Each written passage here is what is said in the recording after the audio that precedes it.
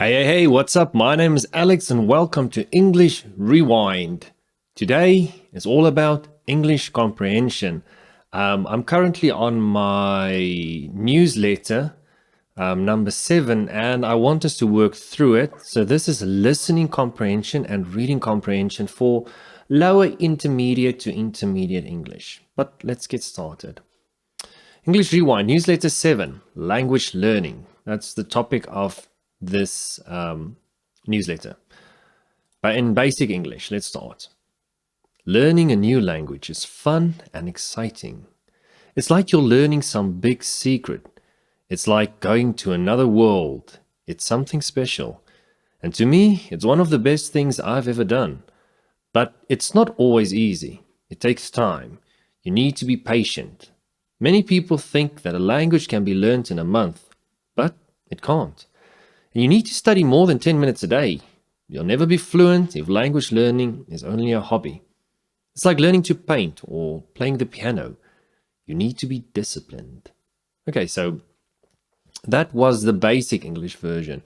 Next, we have the more advanced English version, which just adds a few more complicated words, and the grammar isn't as simple. The structure isn't as simple.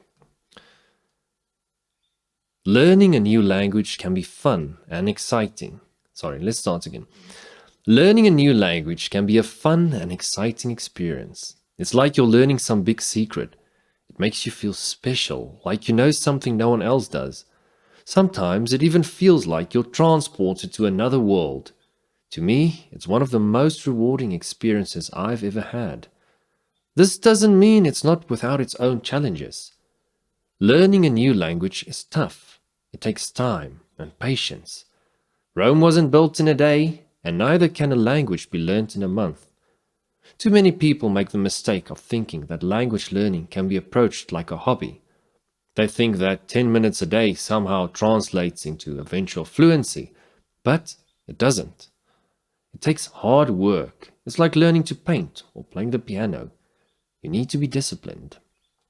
Okay, so the advanced English is more advanced. You will see we've had a few changes. The structure is more complicated. The sentences are longer.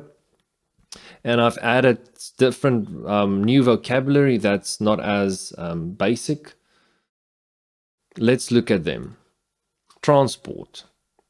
To move or to be moved. Now remember, this definition I'm giving isn't the only definition, and it's not a complete definition. It's just a very basic example of what it means in the context it was used in the part we read.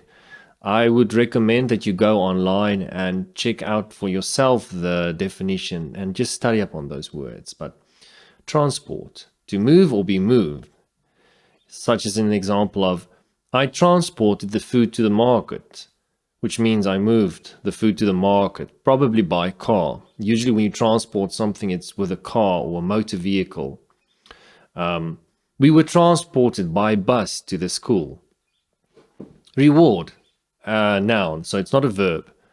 A gift, something you get for doing something. So, my reward for doing my homework was an ice cream. So, in other words, I finished my homework, and as a reward, the gift I received was an ice cream. It sounds like I'm 5 years old or something. The school rewarded the students who got A's. Once again, the students did well in their tests in school, so they got a reward. They got a gift for doing well, for performing well, which it doesn't say here what it was. Maybe they got ice cream as well. Challenge, the noun. So it's not the verb, because you also get a verb, challenge, the noun. Something difficult, an obstacle, something that tests your ability. Learning to paint was my greatest challenge. So a challenge is once again something difficult, an obstacle, something that tests your ability. And the person says here that learning to paint was one of the biggest tests, most difficult things he had to learn. It was a challenge. It was challenging. So learning to paint was my greatest challenge. Approach. To act or think a certain way about something, to move close. Now this one was a bit difficult to give a simplified definition about. It's a bit difficult to explain without using complicated words, complicated expressions, complicated what's wrong with this thing? Complicated, yeah. Be careful how you approach a hungry lion. Now, this has multiple meanings, but just when you approach, it says like, be careful how you go close to, when you go close to a lion, be careful how you go close to a lion. Be careful how you move close to a lion, but also be careful how you approach a lion is more than just moving closer to it. It's about the way you act and behave around it. Be careful how you approach a lion. Do you approach it carefully?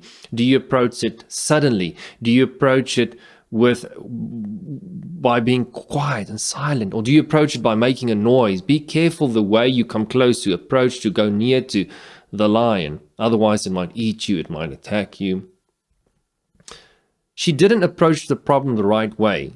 So, see, here approach means the way you try and figure out the problem, the way you try and solve the problem, the way you think about the problem. I think that's a good way to describe it. Approach is almost the way you think about it. Like it says here, to act or think a certain way about something. So she didn't approach the problem the right way, and because of that, she wasn't able to solve it.